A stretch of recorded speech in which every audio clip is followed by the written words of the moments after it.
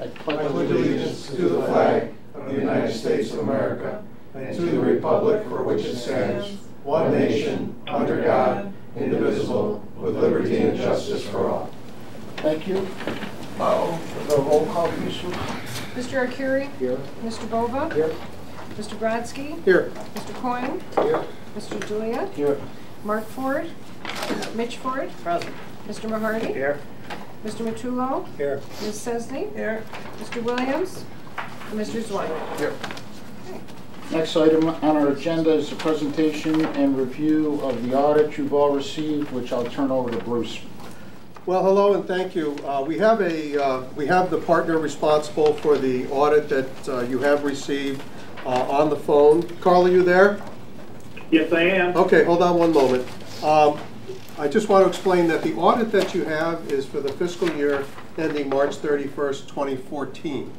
And that was the end of our last fiscal year. We have changed our fiscal year, as you know. We have a second audit, which is not here yet, but will be coming, which will end 12/31/2014. So this is the audit that is obviously older than the one that is going to be more current. However, it has been received. There was no management letter, as there was nothing for the auditor to report regarding the management letter. And on the phone is Carl Newton, who is the partner responsible for this audit. He's going to make a brief presentation on the audit and answer any questions you have. If, on the other hand, you have some questions after reading this after the meeting, we'll get the questions to him for answers. But I just want you to know that we have another audit that will be coming probably in a month or a month and a half or so, and that will be for the end of the full year. So just keep that in mind. So Carl, why don't you go ahead? Okay, very good. Thank you very much, Bruce. Yes, hi, I'm Carl Newton. As Bruce said, I was the audit partner in charge of the audit for the Water Authority. And we have completed the March 31st, 2014 audit. In our audit report, which is included in the financial statements package, which is on page 31, is an unmodified report for the year. And what that means is that the financial statements were presented fairly in all material respects in accordance with generally accepted accounting principles. The financial CAFR, or the Consolidated Comprehensive Annual Report, consists of a lot of different sections. The first section, of course, is the introduction section. The second section is your financial section, which includes our auditor's report. The third section has the statistical section. The fourth section has, again, statistical information, and the last section has our compliance report on government auditing standards for an audit done in accordance with government auditing standards. That report we own. We own our auditor's reports on page 31, and the rest of the information in the financial package is the representation of management. For many of the sections, we did auditing procedures over that, mainly in the financial section piece of it, where we conducted our audit inquiries, audit procedures, gathering information, and so on and so forth. In the introduction section, in the statistical section, we just read it and made some general inquiries with management where we did no auditing procedures over those sections, which are in accordance with government auditing standards, so we do not issue an opinion on those. So again, the audit report is unmodified, and it's a clean report, and as Bruce indicated, there was also no management letter or identifications of material weaknesses or significant deficiencies that would be required to be reported under government auditing standards. As far as like for the highlights for the year, and the organization had excess revenue over expenditures of approximately $2.6 million. And included in that number of $2.6 million, municipality donated some water infrastructure in 2014 for about $542,000. In the previous year, there was no such contributions. Overall, total assets decreased by about $333,000. Liability decreased about the same amount, and then the change in net assets increased by about $2,683,000. Again, those are just the general highlights. It's a clean audit report, and we also issued an audit report over the compliance with the investment procedures and investment policies of the Water Authority. And those investments were in accordance with your investment policies and also in accordance with the New York State Public Authority laws, section 2925(3) of the Public Authority law. And lastly, we looked at the financial statements. There were no new auditing procedures or, accounting procedures or policies adopted during the year, so they were consistent with the current prior year. Your financial statements include estimates, and we looked at the underlying elements of those estimates and found no issues with that. We encountered no difficulties in doing the audit. There were no unadjusted auditing entries that were identified by us, and we had no disagreements with management over the conducting of the audit. So that kind of summarizes everything. I don't know if there's any questions, or if not, as Bruce indicated, that after further review, if you have any questions, you can consolidate those questions, and I'll be happy to respond to them at a later date. So are there any questions right now on the audit from March 31st? Seeing none. Carl, I think that's it. Thank you very much. Thank you. Have a good day. You too now. Bye-bye now. At the conclusion of, prior to the conclusion of the audit committee had a meeting. Rocco and myself were in attendance. And I'm going to read this, it'll make it easier. The audit committee, with Rocco and myself present, discussed the lack of timeliness of the annual audit for the fiscal year ending March 31st, 2014. Although the comprehensive financial report was complete and has been posted on our website and is being prepared for distribution to the board, and you have that distributed now. This was February 26th. It's been posted for distribution and being distributed to other interested parties. The independent auditor's responsibilities were not completed within the required timeline. And currently, due to the change in the fiscal year, the next annual audit is currently underway for the fiscal year ending 12/31/2014. Our current independent auditor is Marvin & Company, operating in the third year of a 3-year contract. As a result of the late completion of the prior year audit and its impact on reporting deadlines, I want to emphasize that on deadlines. As you heard, there was no impact on the audit. It was a clean audit all the way around. The timely transparency that we pride ourselves on and other communications with key stakeholders of the authority, the audit committee has requested a change in the lead partner, specifically responsible for our current audit by Marvin & Company, which is now the 12/31/2014. We have informed Carl Newton, CPA, the Marvin & Company partner, on our wishes. Carl has been on site for various months for the past and current audit. We directed Controller Jim Corfana to inform the managing partner of Marvin & Company of our decision, and we expect a new engagement letter indicating the new responsible party. By the way, that has happened.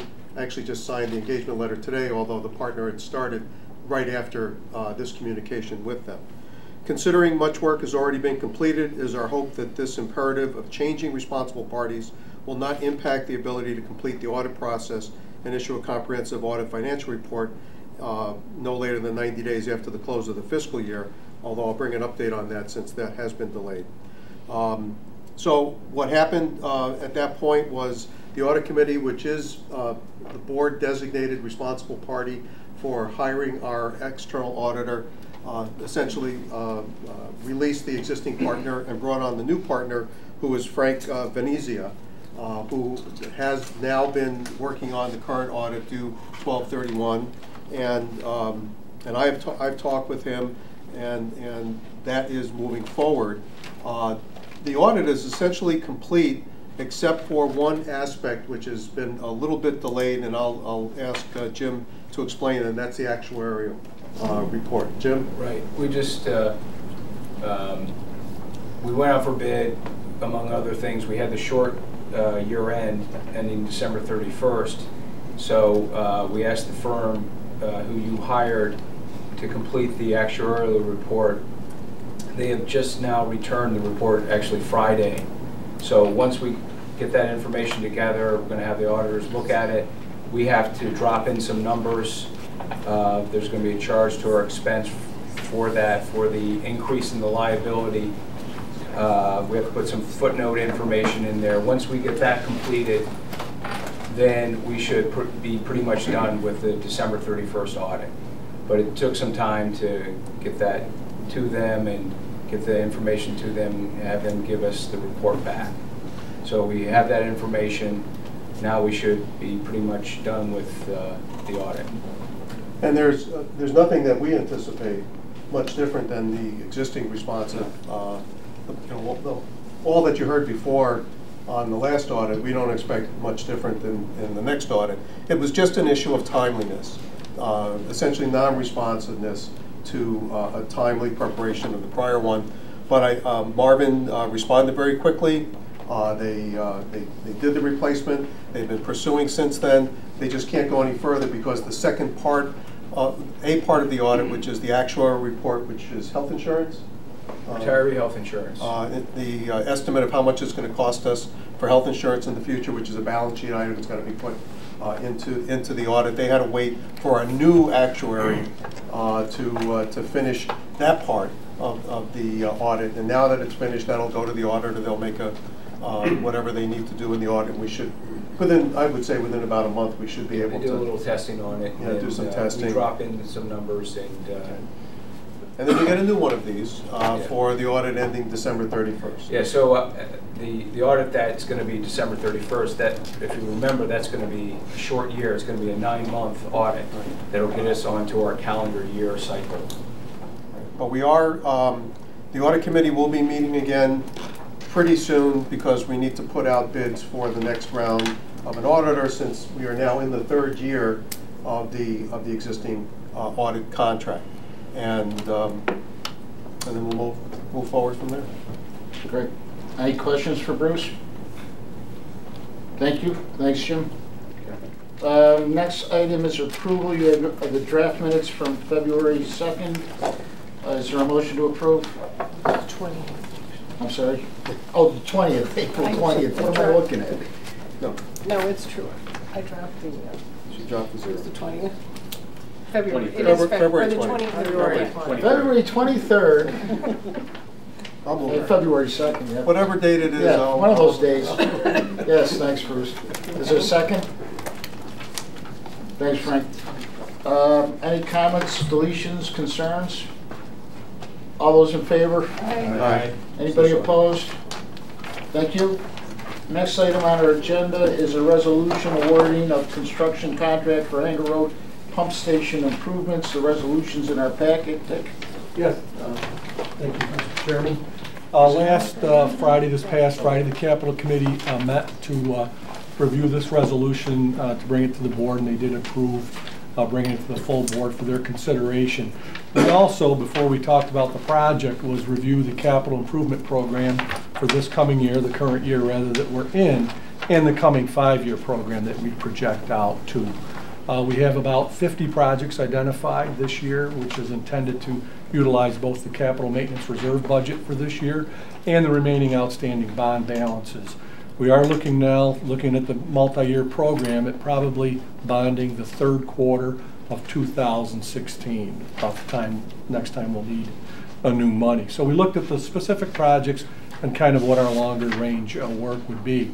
The project tonight, the Hanger Road Pump Station, is listed as number 12 in the project list. That is included under committee reports in your package, a summary of the capital program. The project involves upgrading some pumps and motor starters and electronics out at the Hanger Road pump station at the former Oneida County Business Airport, now the Oneida County Business Park.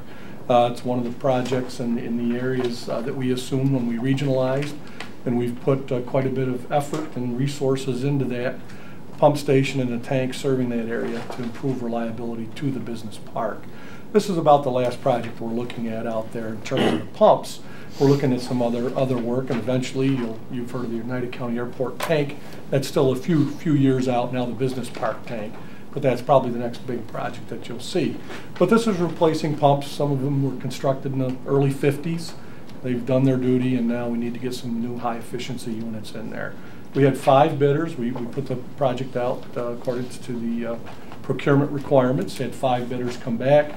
Our low bid was in the amount of $91,800 by Stephen Miller Construction, general contractor out of Mayfield, New York.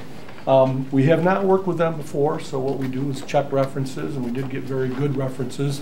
One of their last projects was down in Ilion for McDonald Engineering. Did a great job for them. They were highly recommended. Our second low was $98,000, so we had a couple of good ones, and then they edged up from there. We have $150,000 in the Hanger pump station line item for this year. We're going to do this project, and we have a few other. We have an internal large tank we need to rehab and a couple of other small projects. But there's enough money out of the $150 to cover this and the balance of the work. So we did present it to the capital committee, and they reached a consensus to bring it to the full board, basically award to Stephen Miller General Construction. Any questions for Dick on this resolution? Someone care to move the resolution as presented? Thank you, Rocco. I'll second. Thank you. Any further concerns, comments? All those in favor? Aye. Anybody opposed? Thank you. The next resolution is being withdrawn tonight. There needs to be some clarification in the bid itself, and Dick intends to bring it back to the board next month. That gets us over to the committee reports. Do you have anything else on finance, Jim? No, I think you actually had 2 months of monthly financial reports because we didn't meet last month, but consumption's a little down. We're still taking a look at that. Revenues, water sales are pretty close to budget. There hasn't been a real effect because of the reduction in consumption, and cash flow is on track. So we're doing okay considering that consumption is down. Anything from you, Brett? Bruce? Just one quick comment, and I actually don't apologize for you getting an annual report of this many pages. As I told Ellis, it would have been more pages except they printed it on both sides.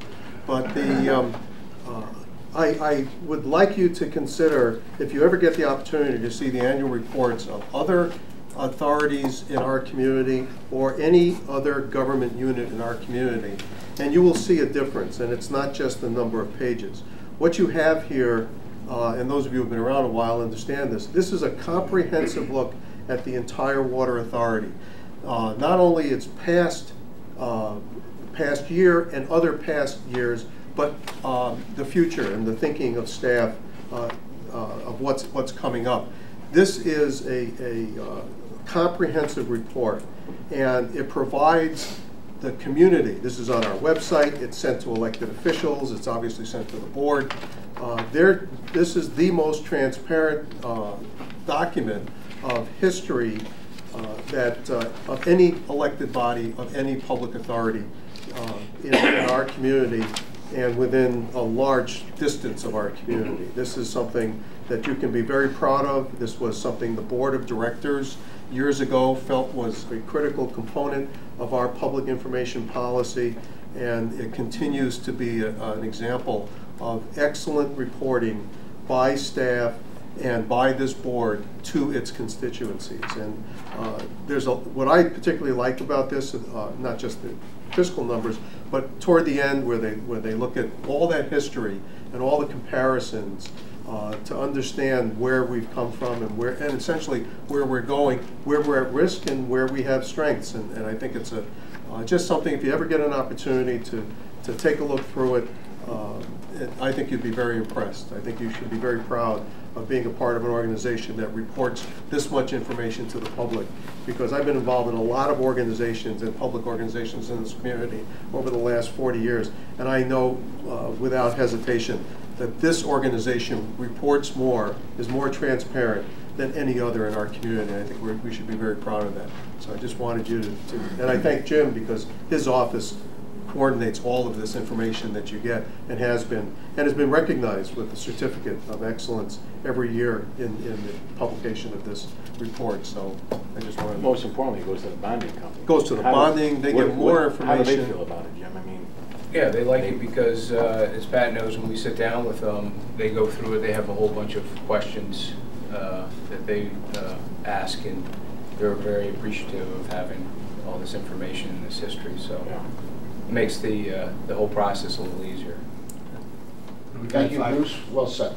We've had 5 bond rating upgrades in the last, I don't know, 12 years. That's it. And a lot of the statements, paves the way for that to happen. Capital projects, Dick, do we have anything else out of that meeting? The summary for the capital improvements program is just informational at this point? Yes. And then we're going to do a presentation to the board? We can, yep. We have to approve the capital plan. Yep. The capital plan. So do we have? Meantime, they can take a look, see if you got any questions. You can get them to me, and I can incorporate them into the final. And when would we expect? Plan on May, with the other project coming through. All right. That takes care of that. Executive Director's report. Thank you.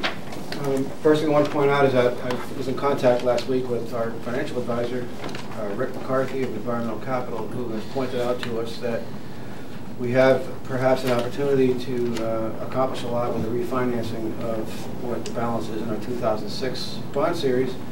There's about $11.5 million in principal left on that. And he just did a sale last week for another water authority. It was a large deal, but they had very low yields. And based on that, he went and calculated our outstanding debt and has offered that if we want to pursue this, we could probably cut our annual debt service about $50,000 a year and save about $1 million in aggregate over the life of the loan. So Jim and I will be discussing this with him in the next few days and reaching out to the members of the Finance Authority, the other board, who will be responsible for pulling the trigger on that kind of a refinancing, and see what their thoughts are. So, what's it cost us to refinance when they do that? His total closing costs on the thing that he worked up would be somewhere between $115,000 to $140,000 total closing. It's more of a condensed process because it's not new money. The project descriptions don't need to be put together at the same sort of length. Really, the underwriter cost is going to be the bulk of that, and so we have to work through that and see. He may be a low ball, and I suspect he probably is, but sometimes these expenses pop up that you don't realize. But nevertheless, we had the opportunity one time to refinance. Yes. I mean, hopefully we're thinking this is the lowest we think the rate's going to go. So yeah, I think probably most analysts see that rates will probably start creeping up over the next year as the Fed decides they're going to start suppressing the interest rate. But you're right, we could do it once. Whether we're ever going to see rates this low, I was going to ask you. That was my question. But the numbers I mentioned, the savings, incorporate the closing costs. So that's all built right into it. Is this, are we looking at expanding the repayment time? It would be presumably 20-year debt. I'd have to check and see. He could lay it out different ways. Obviously. I mean, I guess that's what we're looking at. Do we have 20 years remaining on the current debt? Yes, I think 2006, so. And it was a 20-year issue, right, at that time. Yeah. So we really got to look at not so much. So it's we got to net it out to see what we actually save on it. Right. Well, but the savings are net of all those factors. Right. So I have to double check. I mean, we had a brief conversation in email, something up, and frankly, between everything going on over the last few days, Jim and I haven't really had a chance to go through it in detail yet. But I just thought I'd mention it because That's something good. you might be hearing about between now and the next meeting. Next item I want to mention is that the automated meter reading project with the radio modems is going very well. We are now over 17,000 modems installed. There are still some older meters that need to be changed out with that, but the guys are getting a lot of production out there. We're about at 42% total installation right now, but all collectors are in and up and running. We are finding that most of the modems that are out there now are being heard by 3 or 4 different collectors, so there's good redundancy and overlapping. The collector that's on the roof of the county building, we're getting reception as far away as 8 miles. So the system is actually performing better in most circumstances than had been predicted by the radio propagation study. But it does bring up an issue, and I raised this issue only because I wanted to get a little bit of feedback from the board. We do have some customers that are holding back. They don't want the meter changed. They don't want the MIU in there. We instituted a fee of $50 per billing period if we have to keep going back and reading it manually while the rest of the route is already coming in by radio, because it means we have to make a separate trip just for them. Some customers are actually paying it. I'm not convinced that you understand exactly what it is. But we have discussed internally, however, perhaps we start exercising some of the authority that's actually in our rules and regulations. We do have the right to have access to that meter upon reasonable notice for maintenance purposes and replacement purposes. Some customers are actively saying, no, I don't want you to do that. We could conceivably turn the water off. And you know, it was suggested to me by staff that perhaps now is the time to begin posting notices for shut-offs to get these people to allow us in there. We've never shut people off for that particular reason before. Even though it is in the rules and regs, it is a little bit of a departure from existing policies. So I just wanted to see if there was a thought from the board on it. Yes, Mr. We've invested a lot of money into this and time. Yeah. I think you need to start. If you got people just doing that for no good reason, and it is a no good reason, you need to start exercising our rules and regulations back. Yeah, we don't believe there's a valid reason for saying no, other than you know. I mean, it's perhaps hiding something. I mean, I don't know. I don't want to speculate, but No, it is a little bit it's- different. I just wanted to call it to the board's attention because if we start turning them off, you may hear about it somewhere. Typically, we haven't been turning people off for. You're going to give them fair notice, right? Oh yeah, absolutely. Yeah. Give them fair. I'm in favor of getting a fair notice. I just wanted to make sure there wasn't a strong objection from the board. How many people are we talking? We're talking a couple of hundred at this point. really? Wow. Out of 17,000, I mean, it's a small percentage. I know, but 200 people, what would be the rationale? What are they for thinking? Don't know. Big Brother's watching, that's what they're. Well, some of them are afraid of the Well, motor. They anyway, think it's harmful to their health. And, you know, and people have called thinking it, you know, it's The modem can be radiation. put outside. Pardon? The motor's The modem outside. is outside of the house. It transmits for a millisecond and then it shuts off. And, It's you know, outside of the house. And it's the same radio frequencies as, you know, we're all exposed to right here in this room by radio signals passing through, TV signals passing through. Do they have National Grid? Yeah. Did you tell them the National Grid is doing that Sure. now? But I just wanted to make you aware of it before we start turning people off, because I'm sure we'll hear about it from somebody. Wait a minute, that's a good point. How much do they charge if they have to visit a house? I don't know. Who's that? They charge a lot more for electricity than we do for water. Oh, yeah, that's, But right now, we're charging $50 a quarter if we have to continue going in manually, but obviously we don't want to keep doing it, so. no, we should make it It's 100. time to play a little You know, I've always been one against rate hikes. Everybody knows that in this room. But Sure. if we have to send guys out there, Yeah, I'm agreeing with Pat or with Bruce here. yeah. Well, we have been charging for $100. that. We have been charging for that, but, you know, we don't want to keep doing that. And so, as I say, I just wanted to mention to the board that this would be a little bit of a departure because typically we haven't been turning people off for this reason. But the numbers are adding up and it's time to do that. And I just want to make sure there was no serious objection policy-wise from the board on doing that. As I said, it's in the rules and regs, but we haven't applied this particular interpretation to it. And, This could slow down the whole process of Yeah, installing meters. sure. You know, Sure. we've been hearing 2 to 3 years to That's right. to Oh, we're finish still on this, track. We're and still on it's been track 2 to to do 3 that. years for a couple of years. No, we're still on track to finish up within 3.5 years or so. It's, you know, you hit these speed bumps. But, again, information. The $50, was that in our rates that we approved, our Yes. fees and rates? Yeah, the fee is. Oh, we should have like tripled that. But Yeah. in any event, we have rules We and may have rules and regulations for a reason, enforce them. Sure. Next issue I wanted to just touch on is, as we all know, this was a pretty severe winter. It was extremely cold. Dick and I and others were up in Saratoga for a couple days at the New York State section of American Water Works. It's a national and international organization, but each state has their own section, and every year they have their spring conference. So we got to spend a couple days talking to our counterparts from all across the state, whether it's Erie County Water Authority, Wayne County, Onondaga County, you name it. Everybody experienced the same kind of things we did. Erie County Water Authority, I was talking to their director for about an hour. He told me they had reported over 583 frozen services. They all had severe numbers of water main breaks. They all reported the frost line penetrating that deeply. So the bottom line is that we have exceeded our budget in a few ways. We're still analyzing it now. By next month, we'll be able to come back with some pretty hard numbers and our recommendations on how we'll cover those costs. We think, we certainly have reserves to cover it, so it's not going to be problematic. But we did have higher than budgeted overtime so far. We did hire some outside contractors to supplement our crews to go out and fix water mains in a timely fashion. In some winters, we have the luxury, if we find a small leak, we can let it go for a day or two until we can get to it. If it gets reported on a Friday night and the water is not creating a hazard, etc., we can put it off till Monday.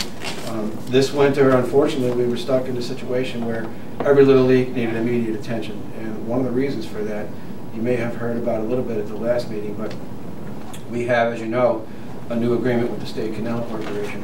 And in that agreement, they agreed to maintain that reservoir at a minimum level of elevation 1195 above sea level. And it used to be 1200, and we agreed that we'd give them that 500 feet of operating room. But nevertheless, 1195 was the number. And at that level of elevation, there's enough downward hydraulic pressure on the water to move enough water through the treatment plant to feed the system, even when we're running higher numbers in the winter with all the leaks going on. Unfortunately, 1195 came and went. We had considerable discussion with them prior to it as the level was dropping. We certainly had a lot of discussion with them when we hit that level, and they didn't slow it down to about 1192. And at that point, we were beginning to run a deficit in the system. The system with the leaks was pulling more water than we could get through the treatment plant. Our tank levels were starting to drop. We actually had talked about, if it became necessary, bypassing the treatment plant. As a consequence of that, in conjunction and consultation with our chairman, we went back to our litigating attorneys, and we did, in fact, file a court action on that for a clarification from the court system on the agreement. The preliminary conference was just last week on tax day of all days, wow. April 15th. Our attorneys met with the judge. They felt that it went favorable. The judge asked for quite a bit of information from the Canal Corp. They are, in turn, have some responses they have to submit to the judge. They've also submitted some interrogatories to us, some questions that they'd like some information on, which we have about 2 more weeks to pull together and submit. But we'll be moving this through the court to get a clarification. And I will say also at this time we were in almost constant communication with the county and state health departments discussing what our options would be, in fact, if we did need to bypass the treatment plant. I was also in close consultation with the county executive, Oneida County Executive Anthony Pacenti. And when things began to turn from bad to worse, Tony went to bat for us in a big way and contacted the State Canal Corp director directly on a Saturday morning and made our case. And they agreed at that point to cut the flows out of the dam drastically and allow the level to actually begin redone. And based on those discussions, it did come back up to the 1195 number. We did allow our tanks to begin refilling over time, and obviously we did not have to bypass the water treatment plant. And Dick and his team, as I mentioned at our last meeting, did a phenomenal job. Our maintenance crews did a phenomenal job. But when we get 5 or 6 breaks a day, and we have to fix every single one of them as fast as we can to, quote, stop the bleeding, we really felt the need to bring in some outside contractors. The total of that cost we estimate right now to be about $155,000. We used 3 or 4 contractors on a number of occasions for several weeks. They were out there with our crews right alongside, fixing main breaks and doing work on the weekends, delivering gravel, a whole range of things to supplement our crews. They did a phenomenal job. They were very responsive to us. But we even had overtime at the treatment plant. We staffed it 24 hours on 12-hour shifts because at certain points we had to run it manually. We couldn't rely on the software to minimize the backwashing time, for example, to conserve as much water as we possibly could. So we ran into all these costs. We will be addressing it with the judge. But in the meantime, I just want to let you know that it was a costly winter, made unfortunately a little more costly because of the urgency in which we had to react to things. But you know, everybody pulled together as a team. The company did a great job, and we are out of the woods. In fact, I checked the level this morning; it's spilling over the top of the tank. So you know, it was all a matter of snow melting, and they were hoping it was going to melt sooner than it did. But cold weather lasting as long as it did, there was no meltdown in the snow, and the reservoir was dropping. One thing led to another.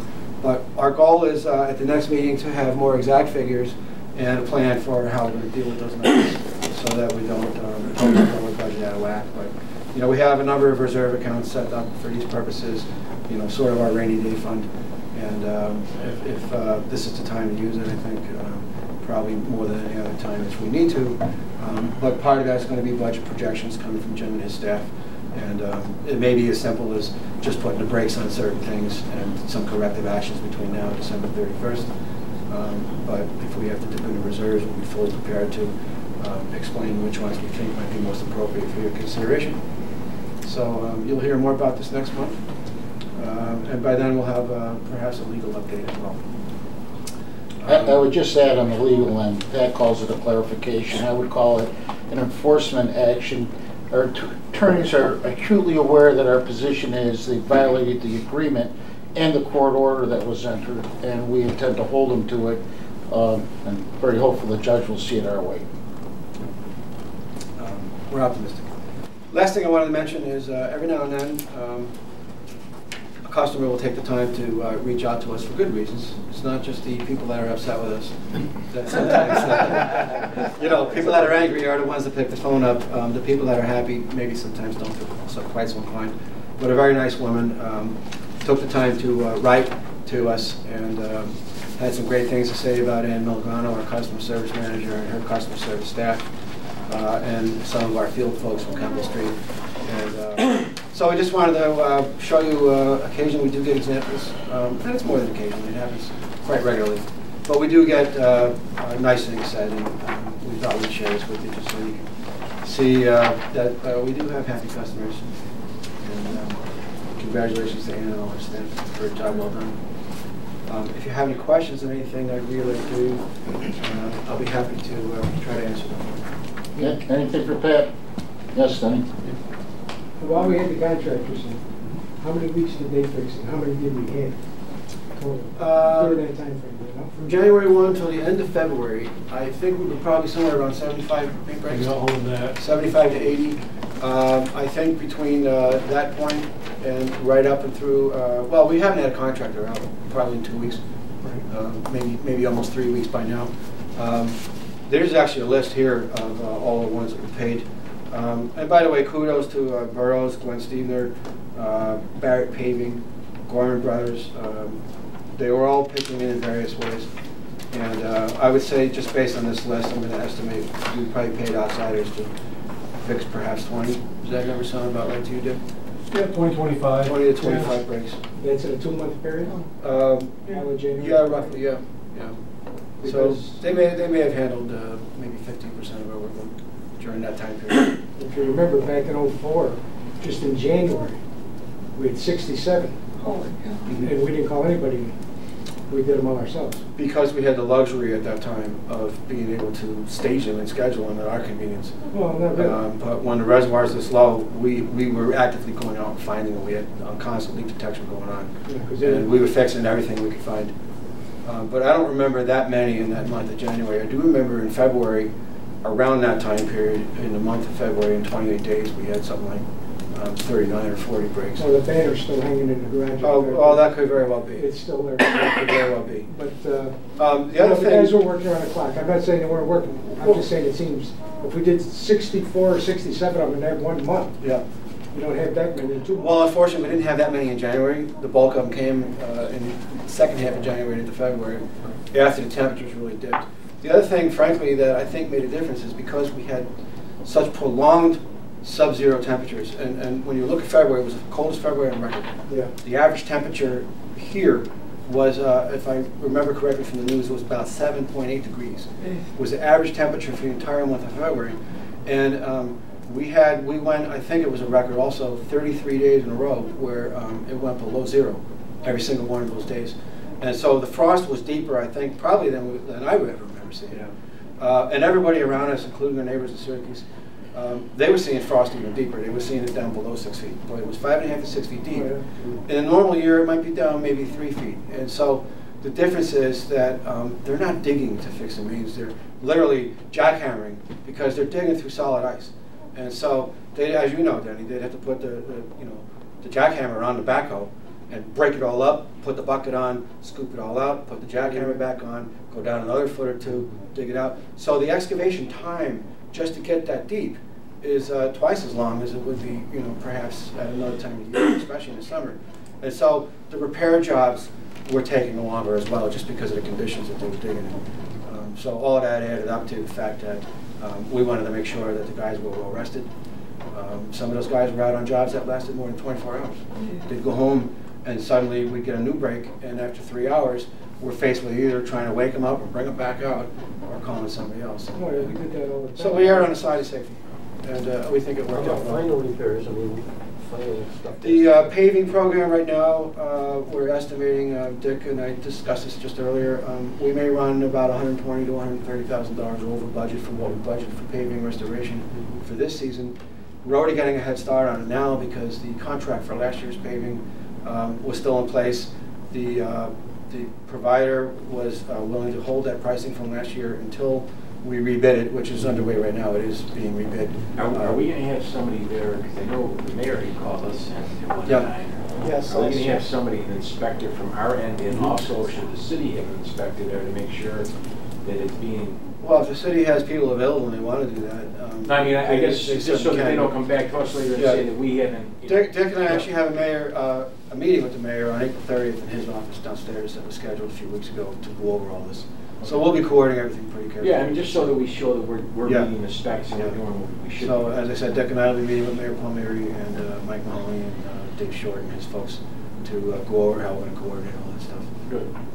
Have you seen any problems with the frost coming out of the ground? Have there been any new problems? Typically, as the frost line begins to lift, we might see a rash of breaks all over again. As the ground thaws, things shift again. We're not seeing that big uptake right now. We're having a pretty slow thaw. Yeah, and if it happens gradually, we might not see, hopefully, a big increase in main breaks. But we're still getting 1 or 2 a day. We have a backlog, but as Pat mentioned, we have production capability. It's not causing a problem. We're saving them for our crews, so we're working their way through that backlog. Yeah, and the other thing I might add too is that with some breaks, if the water's getting away, there's a catch basin on the street, there's a storm drain. Yeah. We might have the luxury of letting it run a little bit if it's not a lot of water, until we can schedule it when we have higher priorities are completed. But when the temperature's 10 below zero, that water's freezing right up out there, and you're creating skating ponds, and then you run into using a ton of salt if you're trying to keep it wet. So that was another reason why it was important, because every single one of these things as fast as we can find them. It was a bad winter. Hopefully next winter will be a little more moderate and we won't have anything like this. What was the single biggest break? I'm sorry? What was the single largest break? We had one that was running on a flow rate of about 8 million gallons a day. Yeah. Was that about right? No, it didn't run for 24 hours, so we didn't lose 8 million gallons. The Hartford Street break, and then the one here back of the yard. Right over here just recently. about 10 days ago. Yeah. How big was the main? What was the one on 16-inch? Right? Do we have one on a 20-inch or just a 16? No, it was just off. The 12-inch on the Hartford Street. The one that was running at about 8 million gallons a day back in February. That was off. That was our. That's a 12-inch. That was a 12-inch. Yeah, but it was next to a 16. And for instance, the one here that was 8 MGD, another 8 MGD plus was all right off of 20. Yeah. So when these go, it's a lot of water fast. A lot of inundation, a lot of damage. But again, we weren't alone. Yes, we have aging infrastructure, but so does everybody in the Northeast that has an urban core. And they all had the same experience. So for anybody that might think, why are we on this boat? Well, everybody is. Now, the New York section has put a task force together to look at this at our next fall meeting. Yeah.